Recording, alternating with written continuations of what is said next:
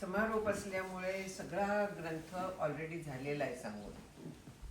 तेव्हा माझ्याकडे काय आहे काम असा मला प्रश्न पडला. तो ग्रंथ जीवनात उतरवायचं हे एक थोडंसं आपण सांगायचा प्रयत्न करूया. आणखीन थोडक्यात आढावा ग्रंथाचा घेणं कर्तव्य आहे म्हणून मी घेते की ग्रंथाचं मूळ जी सुरुवात आहे, उपक्रम म्हणूया आपण, तर ती तर्कानी आहे.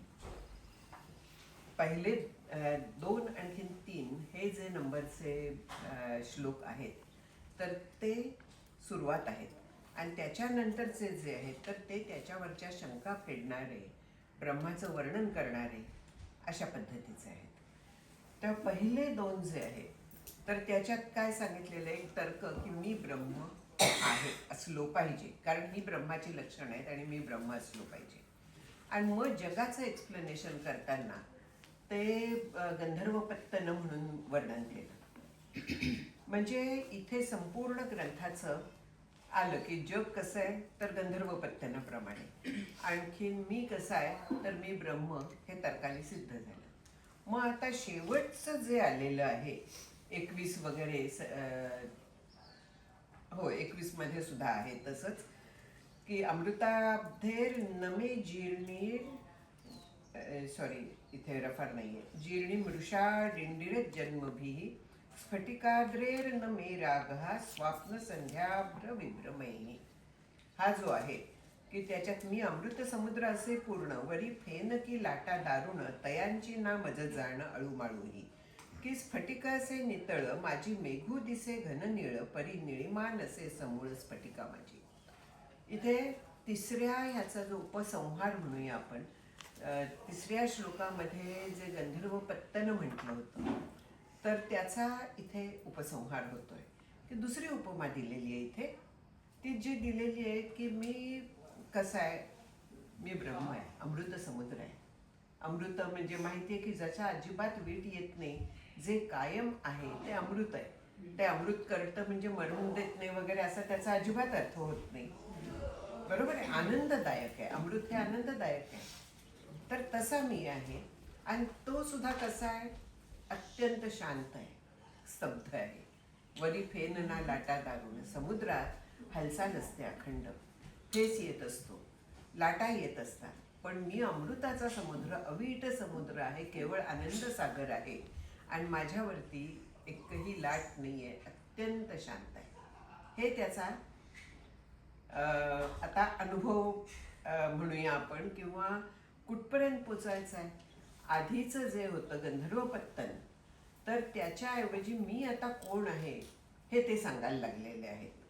आणि मग त्याला एवढं असून सुद्धा तयांची ना मज जाणं आळूमाळूही, मी अमृत समुद्र आहे, इथे काही हालचाल नाही आहे आणि हे मला मी कोण आहे हे सुद्धा कळत नाही. म्हणजे इथे काय झालंय तर इथे प्रत्यक्ष ती जी स्थिती आपण म्हणतो म्हणजे सहज स्थिती तशी आलेली आहे की मी ब्रह्म आहे ही सुद्धा आता मला जाणीव नाही आहे, मी आनंद रूप आहे ही सुद्धा मला जाणीव नाही आहे, कारण मी आहेच. तिथे वेगळा विचार करायचं काहीही कारण नाही आहे. मी प्रत्यक्ष आनंद रूप आहे, आनंद समुद्र रूप आहे. मग जगाचं काय झालं, गंधर्वपत्तन होतं तर त्याच्याऐवजी इथे स्फटिकाच्या पर्वताचा दृष्टांत घेतलेला आहे. स्फटिक आपल्याला माहिती आहे, कोणी कोणी स्फटिकाची माळ 108 मण्यांची माहिती आहे ना. त्याचा विशेषतः ती फळ मिळण्यासाठी सकाम उपासनेला वगैरे स्फटिकाची माळ पण वापरतात, अनेक माळा वापरतात. त्याच्यात स्फटिकाची पण एक ती वापरावी, किंवा पंचमुखी, रुद्राक्ष, अनेक पद्धतीच्या अशा ह्या आहेत. स्फटिकाची माळ, स्फटिक आपण पाहिलेला आहे, पूर्ण पारदर्शक आणि स्वच्छ दगड असतो, मौल्यवान दगड असतो, त्याचा हा पूर्ण पर्वत आहे. आता पारदर्शक स्वच्छ गोष्ट, त्याच्यात जेव्हा काहीही, ते उदाहरण दिलं होतं की काचेचा गोळा स्वच्छ तो निळ्या रंगावर ठेवला, निळा दिसतो वगैरे. इथे आकाशात सूर्यास्त होतोय आणि त्याचे रंग आकाशात पसरले आहेत. ते रंग जे आहेत तर ते रंग सगळे विविध रंग आहेत. तिथे भेद आहे रंगात, त्या सगळ्या आकार वेगवेगळे आहेत आणि ते ह्या स्फटिकाच्या परावर्तित झालेले आहेत. त्याची शोभा अपूर्व दिसते. जग जसं आहे भेदाने भरलेलं, आपल्याला सुंदर वाटणारं, पण प्रत्यक्ष काय आहे, त्या प्रतिबिंबासारखं आहे. प्रत्यक्ष त्याला अस्तित्व नाही आहे. त्या स्फटिकाच्या पर्वतामध्ये त्या रंगांचा जो सगळा खेळ आहे, ते जे सौंदर्य आहे, ते प्रत्यक्षात तिथे नाही आहे, पण ते तिथे असल्यासारखं दिसत आहे. तसं जगाचं स्वरूप आहे. हे इथे उपसंहार जो म्हटला तर तो अशा पद्धतीने त्यांनी केलेला आहे. आणखीन मी त्यानंतर जे केलं आहे ते दुसरा जो श्लोक आहे की मी का न ब्रह्मराणा म्हणू येईल का, कारण सच्चिद आनंद ब्रह्म आहे आणि माझं देखील तसंच आहे. मी असे आणि भासे, मी माझं प्रिय असे म्हणून सच्चिदानंद ऐसे रूप माझे. तर त्याच्याबद्दल मग पुन्हा 22 पासनं 22, 23, 24 मला वाटतं 3 जे श्लोक आहेत, तर त्याच्यात लक्ष्मीधर कवींनी मी कसा सद्रूप आहे, कसा चिद्रूप आहे, आणखीन कसा आनंद रूप आहे, हे परत स्पष्ट केलेलं आहे. इथे असी पदाचा वेगळा विचार नाहीये, इथे लक्षणा वापरलेली नाहीये, इथे केवळ तर्क वापरलेला आहे. लक्षणा आपण म्हटली तर आणू शकतो, पण अखंड बोधार्थ असं ज्याला म्हणतात तसा इथे आहे. अखंड बोधार्थ म्हणजे उच्चारलं की त्याचा स्पष्ट अभिज्ञा वृत्तीने अर्थ कळतो. अभिज्ञा म्हणजे शब्द उच्चारल्याबरोबर जो पहिला अर्थ कळतो तो अभिज्ञा, डायरेक्ट अर्थ. आणि प्रत्यभिज्ञा म्हणजे परत तेच जेव्हा आपण ऐकतो तेव्हा स्मृतीतनं आपल्याला तो अर्थ कळतो की हो हे मी ऐकलं होतं, हा असा अर्थ आहे, तो प्रत्यभिज्ञा आहे. हा अभिज्ञा वृत्तीने, ज्याला अखंड बोधार्थ असं म्हणतात, तशा पद्धतीने अर्थ कळतो ह्या ग्रंथामध्ये की मी ब्रह्मसत्य आहे. आणखीन तत्त्वम वगैरे ही जी सगळी पद आहेत ती शेवटी काय आहेत, सद्रूप ब्रह्म दाखवतात. ते ब्रह्म मी आहे, सत्पद मी आहे. कारण काय आहे, मी असे, मी कायम आहे. हे जे सुरुवातीला सांगितलं तेच इथे सांगितलं आहे. आणि म्हणून मी सद्रूप असे, पण सत माझा धर्म नसे. तुम्ही म्हणाल की तू सद्रूप आहेस म्हणजे मग तू वेगळा आणखीन तो धर्म वेगळा असं आहे का? नैयायिक धर्म आणि धर्मी यांचा अभेद मानतात किंवा समवाय संबंध मानतात. तसा इथे विचार नाही आहे. इथे जो विचार आहे तो मला धर्म नाहीच आहे, मी सत आहेच. त्याच्यासाठी सद्रूपता हा धर्म झाला. तसा धर्म नाही आहे, मी सद्रूपच आहे. त्याच्या पलीकडे मी काही नाही. धर्म आणि धर्मी असा भेद तिथे नाही आहे. तेव्हा मला तुम्ही सत हा धर्म आहे तुझा असा म्हणू नका. मी फक्त सद्रूप आहे. इथे ते मी असेच हे केलं आहे. भासेच्या बद्दल तशाच पद्धतीने त्यांनी केलेलं आहे. आणि इथे आणखीन एक केलेलं आहे सच्च्याबद्दल की नभाते नसे जाती ते आन न तैसी व्यक्ती माझी अद्वितीय स्थिती जाती तसे. सद्रूप आहे. मग सद्रूप म्हणजे आणखीन आहे का, दुसरं काही सद्रूप आहे का, जाती आहे काही. जातीमध्ये अनेक लागतात. अनेक व्यक्ती म्हणजे पदार्थ म्हणूया, व्यक्त झालेले ते व्यक्ती, अनेक पदार्थ. आता ही गुलाबाच्या फुलांची जाती आहे, इथे बाहेर दुसऱ्या रंगाची आहेत, जाती आहे. गुलाबाचं फूल झालं, वृक्ष जाती आहे, माणूस जाती, हे सगळे. तसा सद्रूपाची अशी काही जाती आहे का, तसं नाही आहे. मी आकाशासारखा आहे. मग आकाश काही वेगळं आहे का, नभाते नसे जाती, न भय एक पण अद्वितीय, दुसरं कुठनं आकाश आणणार आहात का. 2 भांड्यात आकाश वेगळं वेगळं दाखवता येतं, मग ते वेगळं आहे का. उपाधी भेदानी आहे ते काही वेगळं आकाश नाही आहे. तर जशी नभाला आकाशाला जाती नाही आहे, ते वेगळं नाही आहे, केवळ उपाधी भेदानी वाटतं, तसंच मी पण अद्वितीय आहे. मला जे वेगळं तुम्ही समजताय ते उपाधींच्यामुळे समजताय. तिथे भेद अजिबात नाही आहे. मी सगळीकडे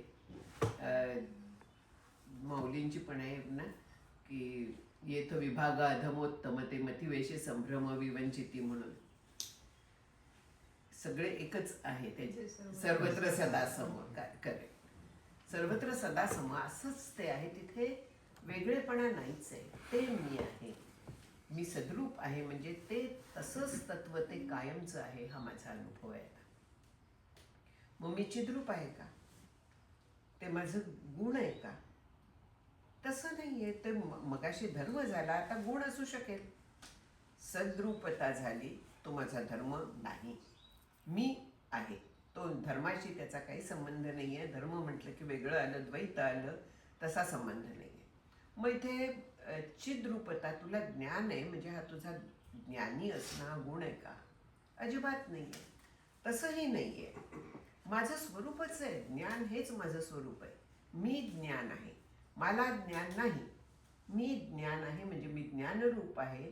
ज्ञानाशिवाय माझ्यात काहीही नाही आहे. काय आहे? बेसिक जे आहे ते सत आहे. आहे म्हणून कळतं. कळतं म्हणून आनंद होतो. त्याची प्रक्रिया ही आहे. म्हणून त्या पद्धतीने कवी लक्ष्मीधरांनी घेतलेलं आहे की आधी सत घेतलेलं आहे. मी सद्रूप आहे. मग आता हा गुण असू शकेल. तुला ज्ञान होत आहे? नाही, मी ज्ञान आहे. मी ज्ञानच आहे. माझं तर स्वरूप आहे. ज्या क्षणी मला ज्ञान होतं म्हणतं त्यावेळी त्रिपुटी आली तिथे. कशाचं ज्ञान? कोणाला ज्ञान? मग ज्याचं ज्ञान होतं ती अचेतन वस्तू झाली. ज्याला ज्ञान होतं तिथे मागे चैतन्य आलं. तसं काही नाही आहे. मीच चिद्रूप आहे. मीच ज्ञान आहे. तर त्यामुळे इथे हा ज्ञान हा माझा गुण नाही आहे. मीच ज्ञानरूप आहे. म्हणजे मी असे सदा भासे जे म्हटलेलं. सदा भासे म्हणजे काय? अखंड आहे. तिथे नाही आहे. सद जसं अखंड आहे तसंच ते जसं माझं स्वरूप आहे तसंच ज्ञान हे देखील माझं स्वरूप आहे. आणखीन ज्ञान माझे स्वरूप. मग मी ज्ञानी म्हणता पाप का? तिथे द्वैत तुम्ही आणलं मग ते पाप झालं. जे ईश्वरापासून दूर ठेवतं ते पाप आहे. जे त्याच्याकडे नेतं ते पुण्य आहे. मग मी ज्ञानी नाही, मी ज्ञान आहे हे लक्षात घ्यायचं. ज्ञान गुण हा मिथ्याच आहे. तिथे त्याला अस्तित्व नाही. एकमेव अद्वितीयात वेगळ्या गुणाला अस्तित्व नाही आहे. आणि मग तिसरा आला आनंद. आनंदाच्या बाबतीत असं काहीही नाही. अहम एव सुखम. मीच सुख आहे. बस. तिथे वेगळा संबंधच नाही आहे. नान्यदन्यच्चैनैव तत्सुखम मदर्थम न तत्प्रेयो मदर्थम न स्वतः प्रियम. माझ्याहून वेगळं नाही आहे. जे माझ्याहून वेगळं आहे त्याला सुख म्हणता येणार नाही. त्याला दुःखच म्हणायला पाहिजे. कारण सुखाची आणि दुःखाची व्याख्या सामान्य जी आहे ती वेगळी आहे. व्यवहारात जी आहे ती प्रतिकूल संवेदनीयम दुःखम आणखीन अनुकूल संवेदनीयम सुखम अशा व्याख्या आहेत. पण जिथे द्वैतच नाही आहे तिथे अनुकूल आणि प्रतिकूल काय असणार आहे? केवळ सुखरूपता आहे. केवळ सुख आहे. मीच सुख आहे. माझ्याशिवाय दुसरा पदार्थच नाही आहे. त्यामुळे सगळ्याचा विषय सगळं प्रेमरूपता जी आहे ती माझ्यातच आहे. म्हणजे सच्चित आनंदरूप मीच आहे. मी असे सदा भासे. मी माझं प्रिय असे म्हणून सच्चिदानंद असे रूप माझे. इथे त्याचा पूर्ण उपसंहार केला की मीच सत आहे, मीच चित आहे आणि मीच ज्ञान आहे. मी सुखरूप केवळ. मी सुखी हे बरळ. सुखरूपा सुखी तळमळ केवी घडे. मग मी सुखाच्या मागे धावणार आहे का? मी जर का सुखरूप असेल आणखीन मी सुखाच्या मागे धावत असेल, ही गोष्ट मला मिळाली की मला सुख होईल असं जर का मला वाटत असलं तर मी सुखरूप आहे असं मला वाटलेलंच नाही आहे. मला ते कळलेलंच नाही आहे. म्हणजे मी अजून व्यवहारातच आहे. मी अजून जगातच आहे. अजून मी बंधनातच आहे. टाळा असतो हा सरळ सरळ. माते मजला गोडी की माझी मज आवडी ऐसे म्हणता दुतोंडी मूर्खत्व येई. असं जो म्हणतो त्याला काका मूर्ख म्हणतात. की मी ब्रह्म आहे, आणखीन तरी देखील मी सुख बाहेर शोधतो. कसं शक्य आहे? मीच सुखरूप आहे, मला बाहेर सुख शोधायची गरज आहे का? माऊली म्हणतात ना की अमृताचा निर्झरू प्रसवे जयाचा जठरू, तया क्षुधे तृषेचा अडदरू कहीची नाही, तैसे हृदय जय प्रसन्न होये तरी दुःख कैचे के आहे. अजिबात तिथे संबंधच नाहीये. मीच सुखरूप आहे म्हटल्यानंतर सुखासाठी मला बाहेर भीक मागायची काय गरज आहे? माझ्यामुळे सगळ्या जगात सुख मिळत आहे. माझ्या स्वरूपाच्या मुळे माझ्या एका अंशावरती सगळ्या जगाला सुख मिळत आहे. असं मी व्यापक सुख आहे, मी व्यापक आनंद रूप आहे.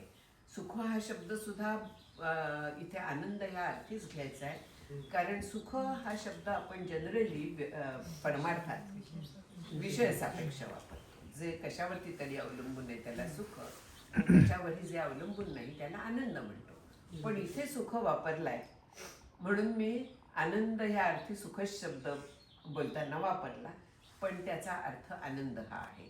आणखीन तसं मी असल्यामुळे जी सुरुवात केली तर ती इथे पूर्ण केली. इथे जो 27वा तो उपशांत वगैरे म्हणालास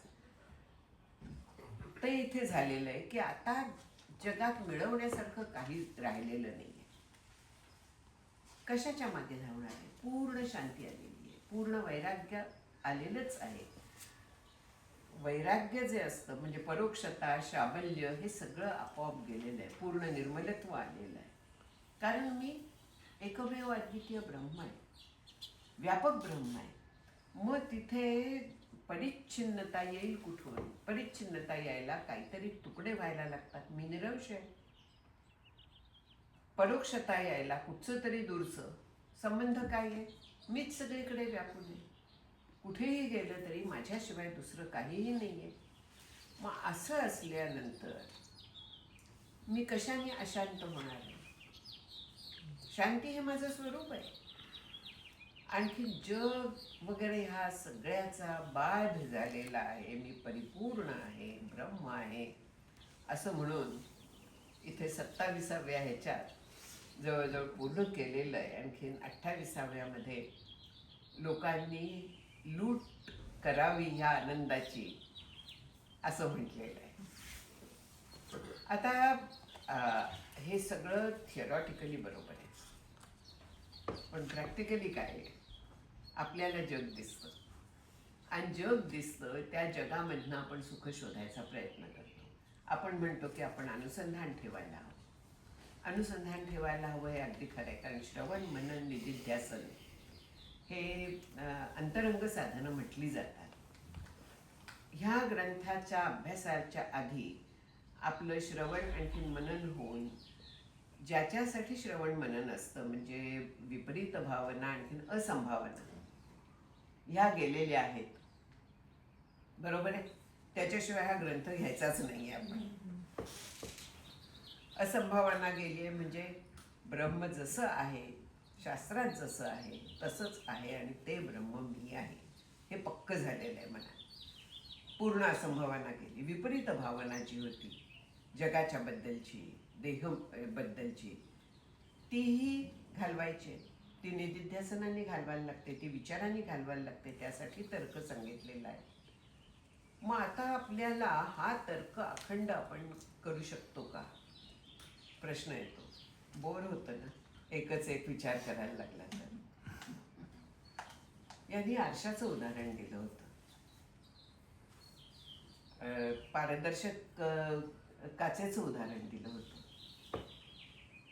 तर पारदर्शक काच प्रकाश आरपार जातो, बरोबर आहे. ब्रह्म तसं आहे, पारदर्शक आपण म्हणूया. प्रत्यक्षात नाही, पण आपण कल्पना करू शकतो. त्याला जर का मागे पारा लावला तर काय होतं? आरसा होतो ना. आवरण पडलं पाऱ्याचं की तो आरसा होतो. आरसा झाला की त्याच्यात ते जगाचं चित्र उमटायला लागतं ना. दुसरं तुम्ही आज उदाहरण दिलं होतं ते प्रोजेक्टरचं. प्रोजेक्टर किंवा आपण हे अवकाशयानात जे जातात, बाहेर गेल्यानंतर तिथे सूर्य आहे मान्य आहे, पण अंधार असतो ना, पूर्ण अंधार असतो का? तो घ्यायला तिथे काहीही नाही. तसा या पारदर्शक काचेच्या मागे जेव्हा दुसरं काहीतरी आपण लावू तेव्हा तिथे काहीतरी जगत चित्र घ्यायला ते समर्थ होतं. मग हे आवरण जे मायेचं पडतं आपण म्हणतो, त्या मायेच्या आवरणामुळे तिथे जगतचित्र उमटतं, स्फटिकाद्रे. त्यामुळे मग ते आपल्याला खरं वाटायला लागतं. आपल्याला तरतऱ्हेने विचार करता येतो की हे आवरण काढायचं आहे आपल्याला. मुळात काय आहे? केवळ ते प्रतिबिंबित आहे. मग आणखीन काय आपल्याला विचार करता येईल? हे निदिध्यासन जे आहे हे विपरीत भावांना गेलेली आहे. निदिध्यासनाच्या साह्याने हे पक्क होतं, आणखीन आपल्याला प्रत्यक्ष अनुभव येऊ शकतो. मला इथे समोर भगवान श्रीकृष्ण दिसत आहेत. त्यांच्याकडे पाहिल्यानंतर मागचा मला टीव्हीचा काच दिसत नाहीये. मला फक्त तिथे भगवान श्रीकृष्ण दिसत आहेत, गोपाल कृष्ण दिसत आहेत, बाकी काही नाही. म्हणजे जेव्हा आपण लक्ष आपलं केंद्रित एका गोष्टीवरती करतो तेव्हा जगातल्या बाकीच्या गोष्टी नाहीशा होतात की नाही? तसं जेव्हा आपण नामावरती लक्ष केंद्रित करायला लागतो त्यावेळी बाकीच्या विचार आपले थांबायला काय हरकत आहे? जगातल्या बाकीच्या गोष्टींचा संबंध आपला जायला काय हरकत आहे?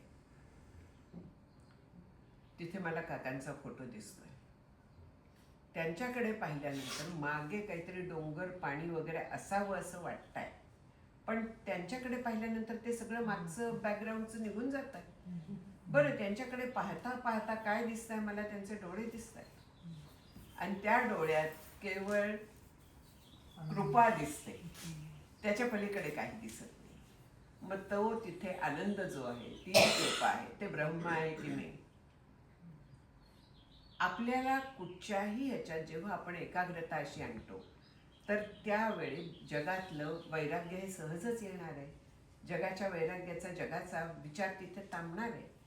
म्हणजे आपण ज्यावेळी कुठच्याही गोष्टीवरती एकाग्रता करायला शिकतो त्यावेळी हे सहज साध्य होतं. मग एकाग्रतेसाठी जे आपल्याला आवडतं अशा गोष्टी निवडाव्या. ती एक कथा आहे ना की एका याच्याकडे, साधूकडे एक माणूस गेला.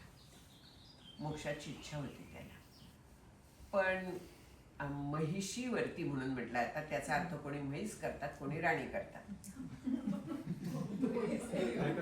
म्हैस, राणी, राणी, महिषी म्हणजे राणी अर्थ आहे ना. अत्यंत प्रेम म्हैसच.